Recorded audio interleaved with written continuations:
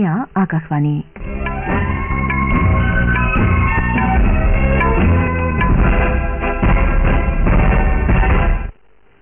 বাতৰি পঢ়িছো পৰিস্মিতা দিহিঙীয়াই।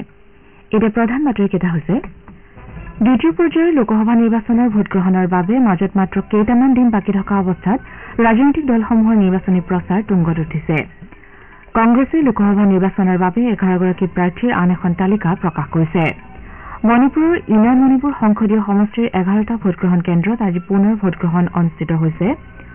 ৰাষ্ট্ৰপতি শ্ৰীমতী দ্ৰৌপদী মুৰ্মুৱে আজি দিল্লীৰ ৰাষ্ট্ৰপতি ভৱনত সন্মানীয় পদ্ম বঁটাসমূহ প্ৰদান কৰিব আৰু IPL ক্ৰিকেট প্ৰতিযোগিতাত কালি নিশা গুজৰাট টাইটান্ছে পাঞ্জাব কিংছক 3 উইকেটত পৰাস্ত কৰাৰ বিপৰীতে কলকাতা নাইট ৰাইডাৰ্ছে ৰয়েল চেলেঞ্জাৰ্ছ বেংগালুৰুক 1 ৰানত পৰাস্ত কৰে।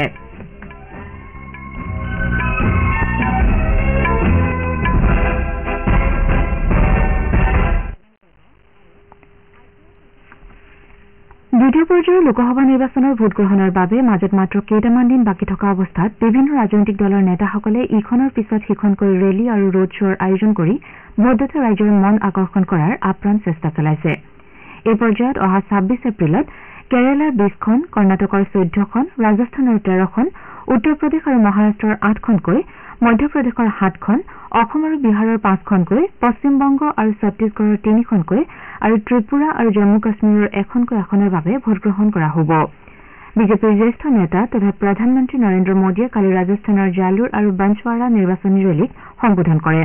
তেওঁ কয় যে দেশৰ বাবে এখন সুস্থিৰ চৰকাৰৰ প্ৰয়োজন, যিখন চৰকাৰে ভৱিষ্যতৰ প্ৰয়োজন সাপেক্ষে মৌলিক আন্তঃগাঁথনি সা-সুবিধাসমূহ উন্নীত কৰিব পাৰে তথা যুৱক যুৱতীসকলৰ সপোন অনুধাৱন কৰি তেওঁলোকৰ প্ৰয়োজন সাপেক্ষে নীতিসমূহ ৰূপায়ণ কৰিব পাৰে আৰু মহিলা, কৃষক, দৰিদ্ৰ, অৱহেলিত জনজাতি তথা পিছপৰা শ্ৰেণীৰ লোকসকলৰ যতন ল'ব পাৰে।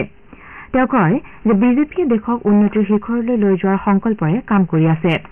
কংগ্ৰেছে সুবিধাবাদী মিত্ৰজোঁট গঠন কৰিছে বুলি অভিযোগ তুলি শ্ৰীমোদীয়ে কয় যে এনে মিত্ৰজোঁটৰ হাতত দেশৰ শাসনভাৰ তুলি দিয়াটো উচিত নহয়। ইপিনে মুৰ্ছিদাবাদৰ নৰসিংপুৰ আৰু শিলিগুৰি তথা মালদাৰ নালাগোলাত আয়োজিত জনসভাত ভাষণ দি বিজেপিৰ জ্যেষ্ঠ নেতা তথা কেন্দ্ৰীয় মন্ত্ৰী ৰাজনাথ সিঙে কয় যে সন্দেশখালীৰ ঘটনাই ইয়াকে প্ৰমাণিত কৰিছে যে মমতা বেনাৰ্জীৰ নেতৃত্বাধীন চৰকাৰৰ অধীনত পশ্চিমবংগৰ মহিলাসকল মুঠেও সুৰক্ষিত নহয়। মুখ্যমন্ত্ৰীগৰাকীয়ে NRCৰ বিষয় সন্দৰ্ভত প্ৰব্ৰজিত শ্ৰমিকসকলক বিপথে পৰিচালিত কৰা বুলিও তেওঁ অভিযোগ তোলে।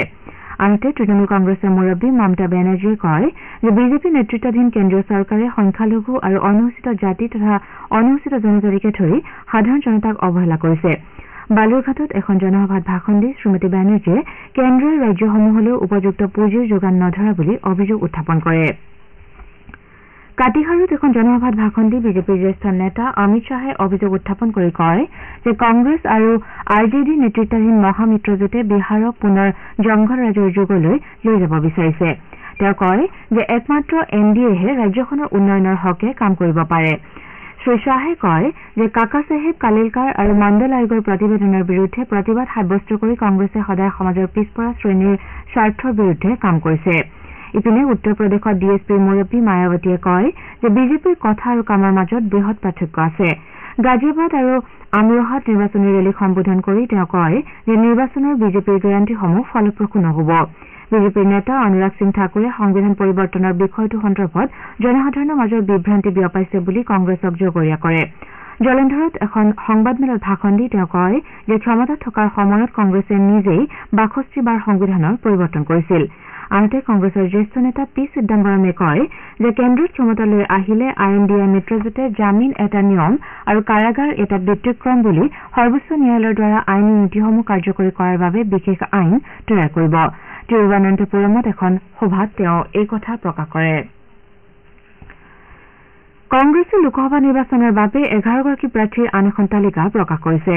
দলে ঝাৰখণ্ডৰ ৰাঁচী লোকসভা সমষ্টিৰ পৰা যশস্বিনী সাহাই আৰু গোড্ডা সমষ্টিৰ পৰা দীপিকা পাণ্ডে সিঙৰ পৰিৱৰ্তে প্ৰদীপ যাদৱক প্ৰাৰ্থিত্ব প্ৰদান কৰিছে। তালিকাখনত অন্ধ্ৰপ্ৰদেশৰ 9গৰাকী প্ৰাৰ্থীৰ নাম অন্তৰ্ভুক্ত কৰা হৈছে।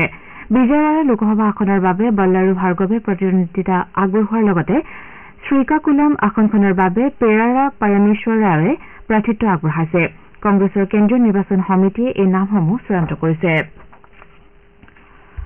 মণিপুৰৰ ইনাৰ মণিপুৰ সংসদীয় সমষ্টিৰ 11টা ভোটগ্ৰহণ কেন্দ্ৰত আজি পুনৰ ভোটগ্ৰহণ অনুষ্ঠিত হৈছে। নিৰ্বাচন আয়োগে এই কেন্দ্ৰকেইটাত পুৱা 7 বজাৰ পৰা সন্ধিয়া 5 বজালৈ পুনৰ ভোটগ্ৰহণ কৰিবলৈ ৰাজ্যিক নিৰ্বাচন প্ৰাধিকৰণক নিৰ্দেশ দিছিল।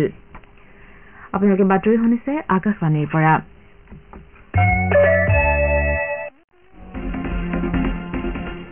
আপোনাৰ ভোট আপোনাৰ কণ্ঠ। ভোটৰ শক্তিৰে নিৰ্মাণ কৰক সুস্থ গণতন্ত্ৰ। লোকসভা নিৰ্বাচনৰ দ্বিতীয় পৰ্যায়ত 26 এপ্ৰিলত দৰং, ওদালগুৰি, ডিফু, কৰিমগঞ্জ, শিলচৰ আৰু নগাঁৱত হ'বলগীয়া ভোটগ্ৰহণত গণতান্ত্ৰিক অধিকাৰ সাব্যস্ত কৰি শক্তিশালী গণতন্ত্ৰৰ অংশীদাৰ হওক।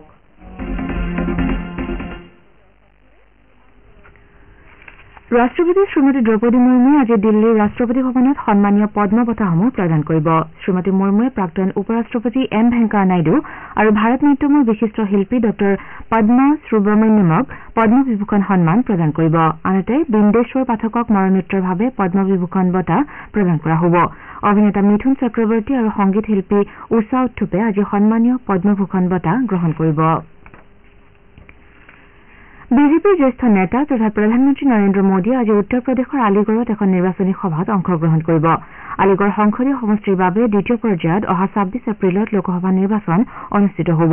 এই আসনখনৰ বাবে বৰ্তমানৰ সাংসদ তথা বিজেপি প্ৰাৰ্থী সতীশ গৌতম, সমাজবাদী পাৰ্টীৰ চৌধুৰী বিজেন্দ্ৰ সিং আৰু বহুজন সমাজ পাৰ্টীৰ হিতেন্দ্ৰ কুমাৰৰ মাজত ত্ৰিকোণীয় প্ৰতিদ্বন্দ্বিতা হ'ব। গুজৰাটত লোকসভা নিৰ্বাচনৰ বাবে 328 গৰাকী প্ৰাৰ্থী আৰু বিধানসভা উপ নিৰ্বাচনৰ বাবে 27 গৰাকী প্ৰাৰ্থীৰ মনোনয়ন পত্ৰ গ্ৰহণ কৰা হৈছে। ৰাজ্যখনত কালি মনোনয়ন পত্ৰসমূহ পৰীক্ষা কৰা হয়। আমাৰ সংবাদদাতাই জনোৱা মতে চুৰাট সমষ্টিৰ কংগ্ৰেছৰ লোকসভাৰ প্ৰাৰ্থী নীলেশ কুম্ভানীৰ মনোনয়ন পত্ৰ সমৰ্থকৰ স্বাক্ষৰ অমিল হোৱাৰ পৰিপ্ৰেক্ষিতত বাতিল কৰা হয়। আনহাতে কংগ্ৰেছৰ আন এগৰাকী প্ৰাৰ্থী সুৰেশ পাটচালাৰ মনোনয়ন বাতিল হোৱাৰ ফলত চুৰাট আসনখনৰ বাবে প্ৰতিদ্বন্দ্বিতা কৰা কংগ্ৰেছ প্ৰাৰ্থী শূন্য হৈ পৰে। উল্লেখযোগ্য যে গান্ধীনগৰ লোকসভা আসনৰ বাবে সৰ্বাধিক 30 গৰাকী প্ৰাৰ্থীয়ে আৰু অনুসূচিত জনজাতিৰ বাবে সংৰক্ষিত বৰদলি লোকসভা আসনৰ বাবে সৰ্বনিম্ন 3 গৰাকী প্ৰাৰ্থীয়ে প্ৰতিদ্বন্দ্বিতা আগবঢ়াইছে। ৰাজ্যখনত লোকসভা নিৰ্বাচনৰ বাবে মুঠ 433 গৰাকী প্ৰাৰ্থীয়ে মনোনয়ন দাখিল কৰাৰ বিপৰীতে বিধানসভাৰ উপ নিৰ্বাচনৰ বাবে 37 গৰাকী প্ৰাৰ্থীয়ে মনোনয়ন দাখিল কৰিছিল। মালদ্বীপত ৰাষ্ট্ৰপতি মহম্মদ মুইজুৰ শাসনাধিষ্ঠিত দল পিপুলছ নেশ্যনেল কংগ্ৰেছ PNCয়ে কালি হৈ যোৱা সংসদীয় নিৰ্বাচনত ব্যাপক সংখ্যাগৰিষ্ঠতা লাভৰ দিশে আগবাঢ়িছে। মালদ্বীপৰ নিৰ্বাচন আয়োগে প্ৰকাশ কৰা মতে ইতিমধ্যে ঘোষণা হোৱা 26খন আসনৰ ভিতৰত মুইজুৰ PNCয়ে 64খন আসনত জয়লাভ কৰিছে। উল্লেখযোগ্য যে মালদ্বীপৰ সংসদীয় নিৰ্বাচনৰ বাবে কালি অনুষ্ঠিত ভোটগ্ৰহণত 81% ভোটদান হৈছিল। এই নিৰ্বাচনত 93টা সমষ্টিৰ পৰা মুঠ 368 গৰাকী প্ৰাৰ্থীয়ে প্ৰতিদ্বন্দ্বিতা আগবঢ়াইছিল।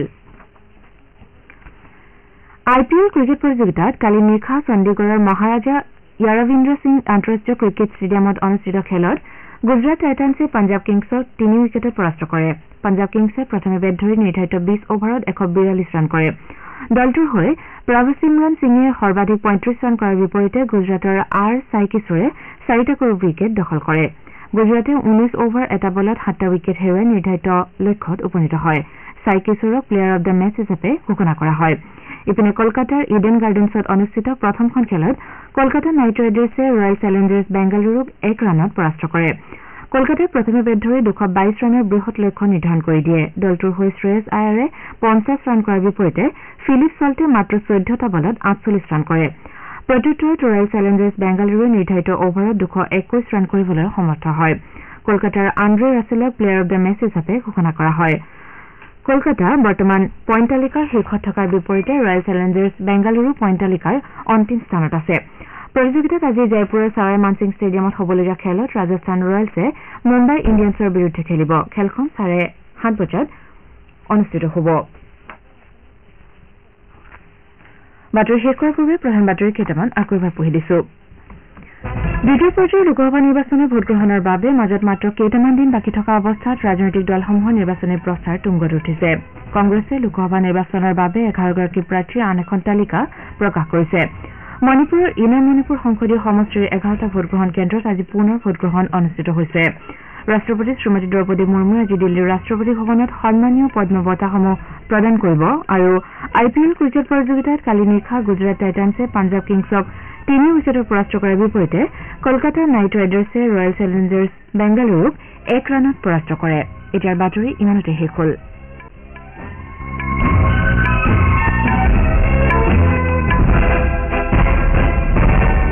আকাশবাণী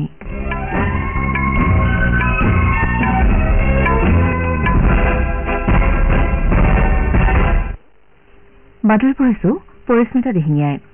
এতিয়া প্ৰধান বাতৰিকেইটা হৈছে দ্বিতীয় পৰ্যায়ৰ লোকসভা নিৰ্বাচনৰ ভোটগ্ৰহণৰ বাবে মাজত মাত্ৰ কেইটামান দিন বাকী থকা অৱস্থাত ৰাজনৈতিক দলসমূহৰ